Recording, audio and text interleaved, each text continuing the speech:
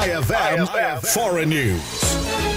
Nasunog ang mahigit 170 kabahayan sa Japan matapos sumiklab ang malaking sunog na nagsimula noong Martes ng hapon at tumagal hanggang magdamag ayon sa Fire and Disaster Management Agency ng bansa. Tinatayang 175 residente ng Sagonoseki District sa Oichi City ang lumikas patungo sa isang emergency shelter matapos sumiklab ang apoy dakong alas 5:40 ng hapon. Sa isang aerial footage, makikita ang abo at guho na lamang ang natira sa mga kabahayan habang makapal na usok ang umaangat mula sa maburol na lugar na nakatanaw sa isang fishing harbor na kilala sa premium na Seki brand mackerel. Naiulat ding kumalat ang apoy hanggang sa mga kagabuatang bahagi ng kalapit na mga dalisdis. Isang military firefighting helicopter ang ipinadala matapos hilingin ng gobernador ng Oita Prefecture ayon kay Japanese Prime Minister Sani Takaichi. Samantala, isa pa ang inuulat na nawawala habang nagpapatuloy ang operasyon ng mga bumbero. Para sa IFM Foreign News, ako si Idol Show Gagarin,